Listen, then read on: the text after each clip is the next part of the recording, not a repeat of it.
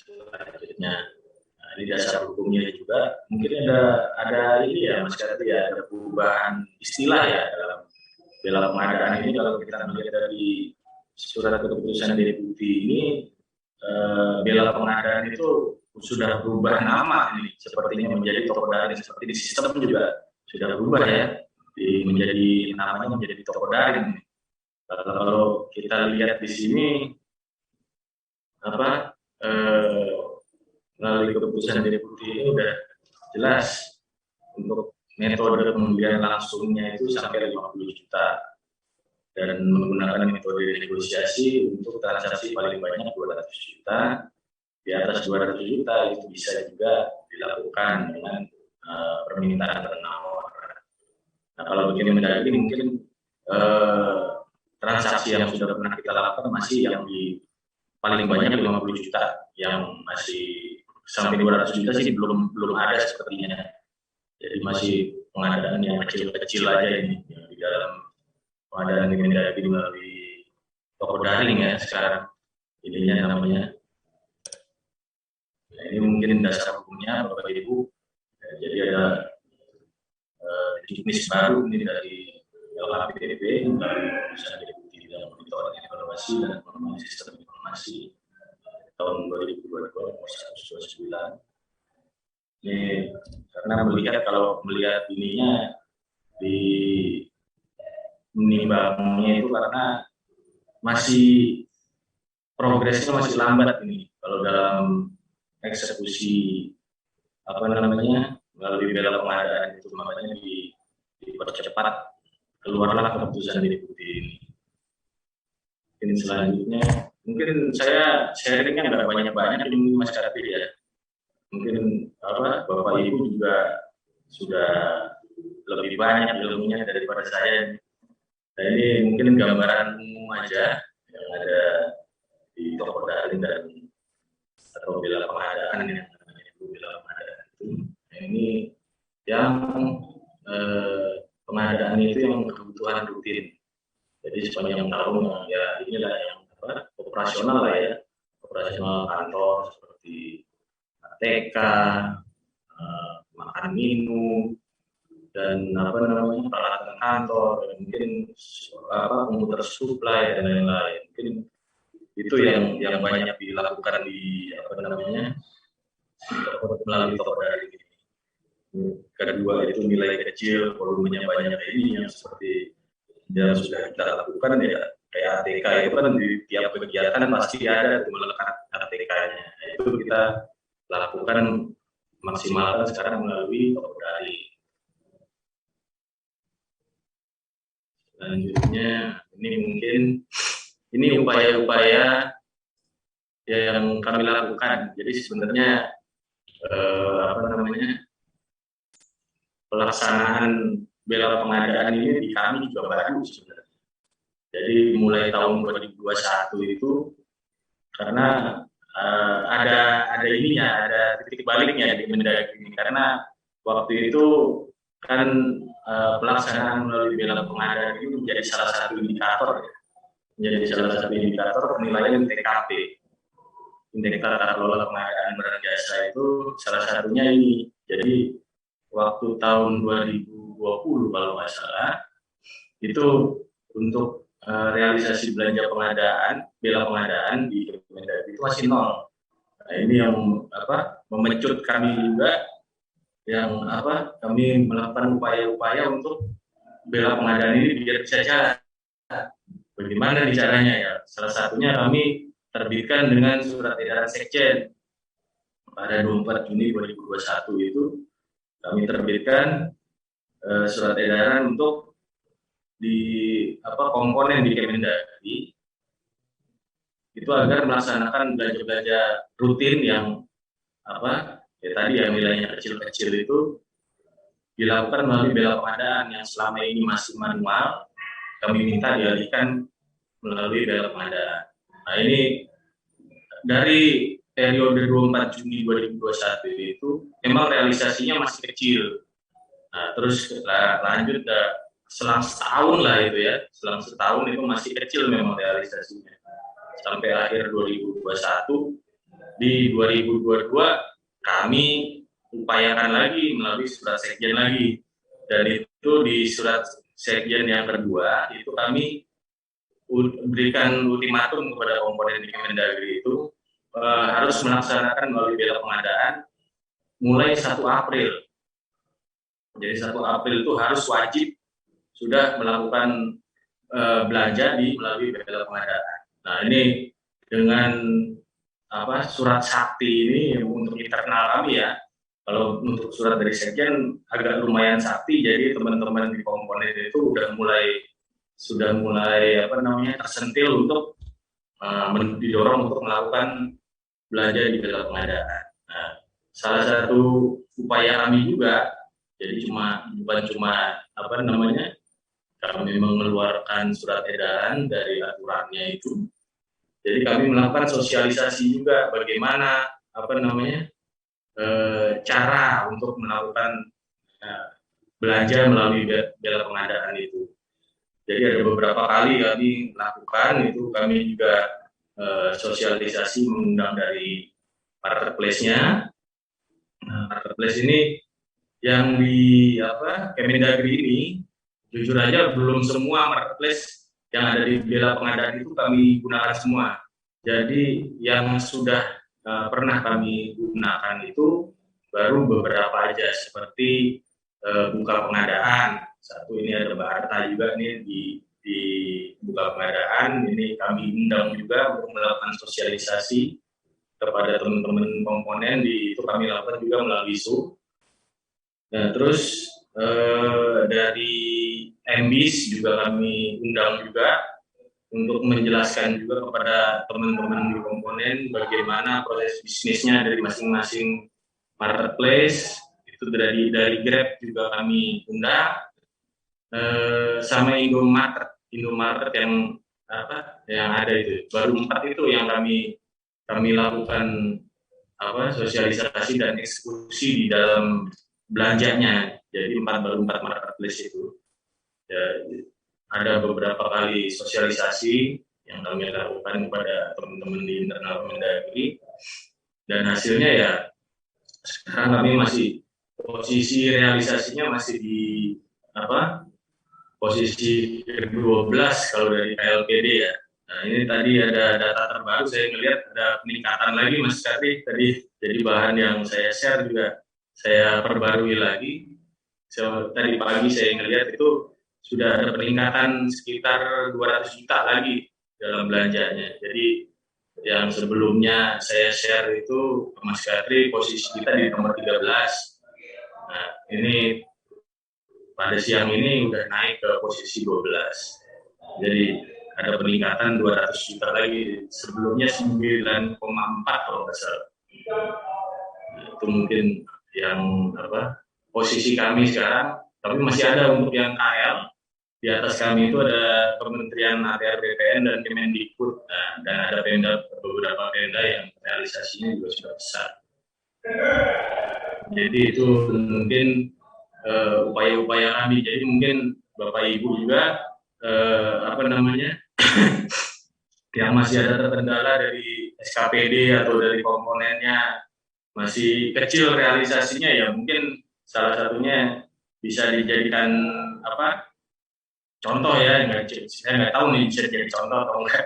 Kalau kami melaluinya surat edaran sekjen dan dikasih ultimatum di dalamnya kapan harus pelaksanaan, atau kalau perlu malah edaran menterinya kalau menurut saya. Jadi lebih gigit lagi kepada teman-teman komponen atau untuk pemerintah daerah melalui kepala daerahnya yang melakukan dikeluarkan surat edarannya itu. Selanjutnya, nah ini komoditas yang sudah pernah dilakukan belanja melalui toko daring di Kementerian Dalam Negeri. Jadi itu seperti alat tulis kantor, seragam. Kalau seragam ini ternyata masuknya di kategori souvenir nih. Ini ada di buka pengadaan eksekusinya. Jadi adanya di kategori souvenir. Kami beli seragam adanya di situ. Terus jasa kreatif untuk cetakan, vitamin, dan ini dalam rangka penanganan COVID juga. Elektronik ini salah satunya printer, terus ada pengadaan laptop juga, itu mungkin ya. Terus makanan, minuman, peralatan kantor ini masih terbatas di di pembelian kursi waktu itu, pembelian kursi tunggu, dan pengadaan hand sanitizer. Nah ini mungkin saya flashback lagi Mas Kadri. Jadi kendala yang di kami itu waktu pengadaan yang di 2021, kenapa belum banyak yang melakukan juga. Ini terkait sama pembayaran juga. Nah, pembayaran sebelumnya untuk termin itu belum ada. Kalau di setahu saya ya, yang saya ingat saya itu di bela pengadaan itu belum ada termin, jadi cuma ada cash dan kartu kredit pemerintah. Nah ini terkendala di kami karena kartu kredit pemerintah itu juga masih belum belum merata, jadi belum semua bendahara pembantu itu udah memegang kartu kredit pemerintah, jadi itu menjadikan salah satu kendala. Makanya tahun 2021 itu kami realisasinya masih kecil. Nah itu setelah ada metode pembayaran term of payment, nah itu baru semuanya bisa dilakukan belanja di situ. Jadinya teman-teman sudah nggak khawatir lagi. Tadinya kalau pejabat pengadaan nggak ada duitnya kan gimana kalau mau beli cash ya, terus nggak ada kartu kreditnya, bingung juga pejabat pengadaan waktu itu. Pas sosialisasi awal, nah itu pejabat pengadaan itu bingung untuk pembayarannya bagaimana nih kalau misalnya mesti cash, karena selama ini kalau beli barangnya itu masuknya di UP atau TUP ya, yang belanja rutin untuk ATK dan cetakan segalanya itu masuknya di UP TUP. Nah ini bagaimana kalau misalkan, nah itu kami nggak bisa jawab juga, jadi kami dorongnya melalui mungkin kartu kredit pemerintahnya segera dibuat. Nah tapi tetap terdapat kendala dalam pembuatan kartu kredit pemerintah itu. Jadi tahun 2021 kita masih rendah, dan tahun 2022 begitu ada sosialisasi lagi, dari kami dapat informasi dari teman-teman Bukalapak dan MBC itu bahwa sudah ada nih, udah bisa pembayarannya dengan term. Nah jadinya bisa kita eksekusi di situ, jadinya bisa kita ajukan melalui UPTUP. Nah itu baru teman-teman semuanya banyak melakukan di situ, melalui belanja, melalui bela pengadaan. Itu mungkin sekarang mungkin salah satu kendala yang waktu itu ditemui ya di Kemendagri itu pembayaran. Nah ini mungkin PPMSE-nya sekarang yang sudah terdaftar di toko daring ini sudah banyak. Sebelumnya kan cuma beberapa ya, kalau yang waktu masih bela pengadaan namanya itu cuma ada beberapa itu yang setahu saya, kayak Klik MRO, Indo Trading, Bineka, Gojek, Grab, sama Buka Pengadaan, dan MBIS ya waktu itu kalau nggak salah. Jadi cuma itu yang sekarang sudah ada 60 berapa tadi ya, 60 sekian marketplace lah yang sudah bergabung dalam toko daring. Jadi lebih banyak lagi pilihannya. Dan ini salah satu kendala juga ini yang kami ceritakan ya. Jadi nggak semua penyedia, nggak semua UMKM yang ada terdapat di marketplace itu bersedia untuk pembayaran TOP. Nah ini menjadi salah satu catatan juga nih buat teman-teman marketplace, biar sosialisasinya lebih gencar lagi. Jadi kami dari di Kemendagri ini juga kami akhirnya mendorong teman-teman UMKM yang sudah biasa bertransaksi di kami dengan jadi rekanan di sini, kami dorong untuk masuk ke marketplace. Ini kan sebenarnya adanya bela pengadaan atau toko daring ini salah satu ininya ya, apa namanya, salah satu keuntungannya biar penyedianya nggak itu-itu aja. Jadi ada pemerataan dalam belanja pada UMKM-nya. Jadi tapi kendalanya salah satunya itu juga. Jadi apa namanya, nggak semua UMKM itu bersedia untuk dilakukan pembayaran dengan termin. Nah kalau ini agak susah juga di kita, makanya ya setelah kita pesan tapi pembayarannya nggak disetujui, ya kami akhirnya beralih lagi ke cari lagi pembeli apa penjual yang lain. Nah ini menjadi salah satu catatan juga ya. Mungkin nanti dari Mbak Arta dan apa teman-teman marketplace yang lain bisa di apa namanya bisa disosialisasikan lagi bagaimana cara pembayaran biasanya dilakukan di pemerintahan, karena kalau pemerintahan itu kan enggak, biasanya belanja dulu duitnya belakangan. Nah, kalau apa kalau kartu kredit pemerintahnya ada itu bisa langsung. Tapi ada beberapa juga yang kalau kami belanja langsung nih nggak melalui bela pengadaan, ada juga yang nggak bisa pakai kartu kredit. Nah itu harus cash. Nah itu menjadi kendala juga kalau di dalam belanjanya. Jadi mungkin itu Mas Katri yang bisa saya sharing. Itu ada permasalahan-permasalahannya juga. Terus tadi eh, bagaimana upaya kami untuk meningkatkan belanja di bela pengadaan ini, itu salah satunya dengan surat edaran sekjen. Kalau manfaatnya untuk program bela pengadaan ini besar sekali kalau menurut saya dalam belanja pengadaan barang jasa pemerintah. Karena untuk mendukung pengadaan rutin itu, salah satunya itu menghindari penyedianya itu aja. Jadi kalau di bela pengadaan itu kan penyedianya banyak ya pilihannya. Jadi kita bisa pilih di mana penyedia yang paling dekat dengan kita atau apa namanya yang harganya kompetitif. Nah, ini bisa kita bisa pilih untuk pengadaan barang kita. Ini manfaatnya besar sekali. Jadi terutama untuk mendukung, dan satu keamanan dalam bertransaksi itu kalau udah melalui katalog dan melalui belanja bela pengadaan ini, pemeriksa biasanya udah nggak ngelirik lagi nih. Jadi karena harganya udah diserahkan kepada pasar kan, harganya juga sudah apa namanya ya sudah dijamin lah di dalam sistem. Jadi nggak ada lagi kita main mata lagi. Ya, nggak bukan lagi zaman jahiliyah kayak dulu ya, Mas Satria. Ya, jadi mungkin itu manfaatnya.